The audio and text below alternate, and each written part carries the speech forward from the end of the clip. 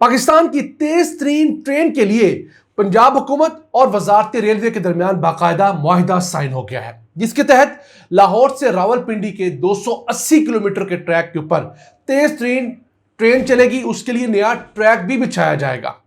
यह सारा मंसूबा कितने खरब रुपए का है और इससे दोनों शहरों के दरमियान फासला कम होकर 2 घंटे 15 मिनट रह जाएगा।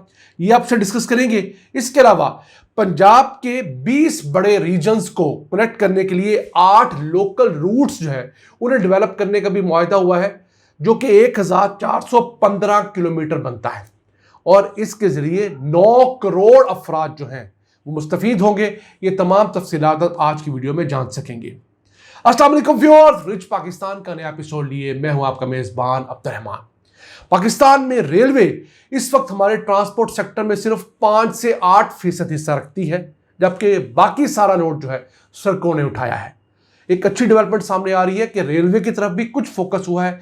इस सिलसिले में पंजाब हुकूमत ने वजारत रेलवे के साथ एक मुआहिदा किया है, जिसके तहत लाहौर से रावलपिंडी 280 किलोमीटर का एक नया रेलवे ट्रैक बिछाया जाएगा और उसके ऊपर नई ट्रेन जो है वो दौड़ेगी, जो पाकिस्तान की तेज तरीन ट्रेन होगी। 160 किलोमीटर से लेकर 200 किलोमीटर फी घंटा इसकी औसत रफ्तार होगी और फिलहाल इन दो शहरों के दरमियान जो फासला 4 घंटे से कुछ ज्यादा टाइम में कवर होता है वो कम होकर 2 घंटे 15 मिनट रह जाएगा। अब इस तमाम ट्रैक और अखराजात के लिए 350 अरब रुपए जो है मुख्तस किए गए हैं। अब लोग यहां पे पूछेंगे कि जनाब ये इतने पैच पे क्यों हो रहा है, किसी और हिस्से में क्यों नहीं हो रहा? तो ये पंजाब हुकूमत अपने बजट से कर रही है। इसी तरह के मंसूबे खैबर पख्तूनख्वा हुकूमत, इसके साथ बलूचिस्तान और सिंध हुकूमत भी वजारत रेलवे के साथ निगोशिएट कर रही है। हम इंशाल्लाह आने वाले दिनों में उसके ऊपर भी डिटेल आपके साथ डिस्कस करेंगे। लेकिन चूंकि ये मंसूबा पहली दफ़ा MOU की सूरत में सामने आया, इसकी डिटेल्स शाया की गई है, तो हमने बेहतर समझा आपके साथ वही शेयर किया जा सके। अब ये तो सिर्फ एक रूट है जो पाकिस्तान का सबसे बिजिएस्ट रूट है, आप कह सकते हैं। लाहौर रावलपिंडी का रूट, सबसे ज़्यादा आबादी इसी रूट पर बसती है।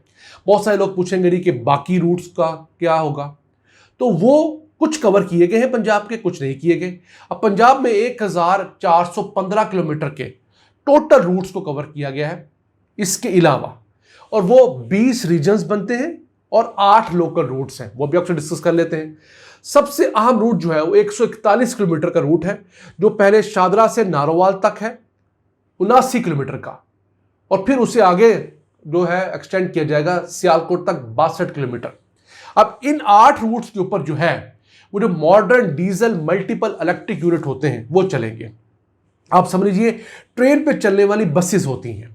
वैसे नॉर्मल ट्रेन तो ऐसी होती है जिसके अंदर आगे एक बड़ा सा इंजन होता है, पीछे मुख्तलिफ आपने पैसेंजर कोचेज या वैगन्स आपने ऐड की होती हैं। लेकिन ये जो होता है मॉडर्न डीजल मल्टीपल यूनिट, ये ऐसा होता है जिसके अंदर आगे बस की तरह एक इंजन होता है और पीछे सवारियां बैठने की जगह होती हैं। इसमें 150 से 200 सवारियां बैठ सकती हैं और 2 से 3 इसके साथ बोगियां अटैच हो सकती हैं पैसेंजर कोचेज। तो शॉर्ट रूट के लिए ये बेहतरीन तस्वर किया जाता है। इंडिया में भी यूज़ हो रहे हैं और दुनिया के बहुत सारे मुल्कों में यूज़ हो रहे हैं। तो ये यहाँ पर चलाएंगे इसी मौजूदा रेलवे ट्रैक के ऊपर ही जो इस वक्त मौजूद है। समझ लीजिए कि जो बस सड़क पर चलती है अब उसे ट्रेन की पटरी मिल गई है, वहां चला करेगी। उससे रेलवे को भी बेनिफिट होगा, बाकी जगह भी बेनिफिट होगा। फिर उसके बाद दूसरा हम रूट है रायवंड से कसूर और फिर पाकपतन और लोधरा तक का। ये 370 किलोमीटर का रूट है। इस पर भी यही मॉडर्न डीजल मल्टीपल यूनिट चलेंगे। फिर है शेखपुरा से जड़ावाला और फिर आगे शोरकोट तक 220 किलोमीटर। उसके बाद है लालामूस से मलकवाल, मलकवाल से आगे सरगोदा तक 147 किलोमीटर। उसके बाद बारी आएगी फैसलाबाद रीजन की। फैसलाबाद से चक जुमरा और शाहीनाबाद, ये 68 किलोमीटर का रूट भी इसी तरीके से कवर किया जाएगा। और इसके बाद एक रूट है जो कि पंजाब और सिंध को जोड़ेगा, जो है कोट अद्दू से DG खान, डेरा गाजी खान और फिर आगे सिंध में कश्मोर तक 308 किलोमीटर का रूट जो है वो भी इसी पैकेज के अंदर डेवलप किया जाएगा। इस पर यही डीजल मल्टीपल यूनिट चलेंगे।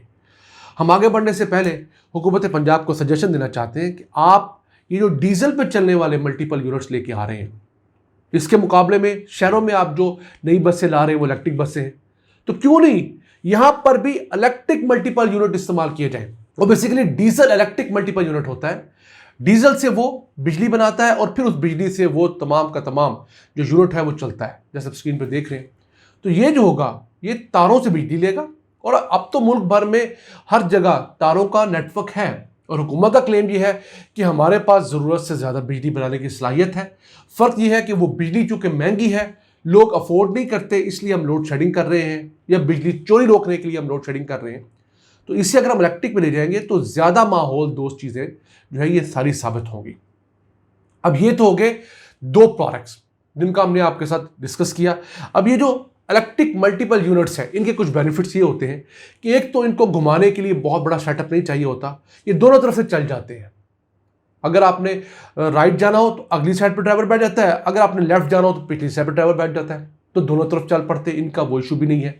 फिर उसके बाद इनके अंदर 2 से 3 पैसेंजर कोचेस भी ऐड की जा सकती हैं। इनके चलाने का खर्चा जो है, इनके डीजल का भी इवन खर्चा जो है वो आम लोकोमोटिव जो होता है उससे सस्ता होता है।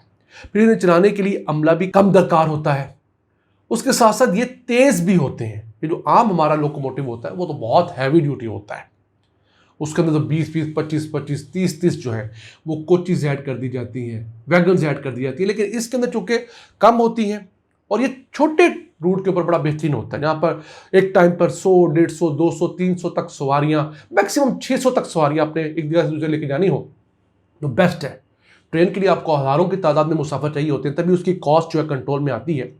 और फिर ये थोड़ी सवारियाँ लेके जाएंगे तो थोड़ी थोड़ी ड्यूरेशन के बाद आप बसों की तरह, वैगनों की तरह ये मल्टीपल यूनिट चला पाएंगे। जबकि ट्रेन एक दफ़ा चली गई 2000, 4000, 5000 सवारियाँ लेकर, तो अगली ट्रेन शायद 4 घंटे बाद आए। यही वजह है कि पाकिस्तान में वैगन्स जो है या हमारे यहाँ जो बसेस हैं, मिनी कोचेस क्यों कामयाब हुई कि मुसाफिर को पता है कि हर 15 मिनट के बाद या मैक्सिमम आधे घंटे के बाद एक रूट नया निकलना है, तो उन्हें पता चला हम इसमें नहीं बैठेंगे, अगले बैठ जाएंगे। लेकिन ट्रेन का पता नहीं है कि 4 घंटे बाद आएगी, 6 घंटे बाद आएगी, 8 घंटे बाद आएगी। तो इस वजह से हमारी ट्रेन के ऊपर लोगों ने एतमाद करना छोड़ दिया। अब इसके साथ साथ एक अच्छी खबर हमने पहले आपसे डिस्कस की थी, उस पर डेवलपमेंट सामने आई है कि लाहौर से शादरा तक जो रेलवे का ट्रैक था उसे ग्रीन कॉरिडोर बनाने का ऐलान किया गया था। अब उस पर बाकायदा तौर पर काम का आगाज़ भी हो गया है। हम इंशाल्लाह कोशिश करेंगे, उस मुतालिक को वीडियो हमें मिली तो आपके साथ वो भी शेयर करेंगे। ये बहुत खूबसूरत 40 किलोमीटर का ट्रैक बन जाएगा।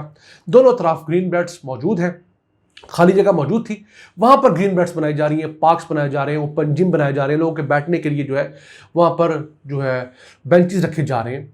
तो ये है। फिर अब रेलवे लाइन्स जो पंजाब के अंदर है उनके इर्द गिर्द 4 लाख दरख्त लगाने का भी ऐलान किया गया है। इस पर मेरा इख्तलाफ है, मैं समझता हूँ 4 लाख कुछ भी नहीं है। रेलवे का जितना लंबा ट्रैक लाहौर में है उसके साथ साथ पूरे पंजाब में है, कम से कम 4 करोड़ दरख्त रेलवे को अपनी जेब से लगाने चाहिए। हाँ, पंजाब हुकूमत पैसे दे, लेकिन रेलवे के पास बहुत एक्सटेंसिव नेटवर्क है। 4 लाख तो ऊंट के मुंह में जीरे के बराबर है। इस इनिशिएटिव को अच्छा ज़रूर हम कहते हैं, लेकिन इसे बड़े स्केल पे करना चाहिए, 100 गुना बढ़ाना चाहिए। नाज़रीन, ये था आज का एपिसोड। हमें उम्मीद है आपको पसंद आया होगा। अपनी सजेशन, अपनी आराज़ से हमें आगाह रखा करें। अपने मेज़बान अब्दुल रहमान को इजाज़त दीजिए। अल्लाह निगहबान।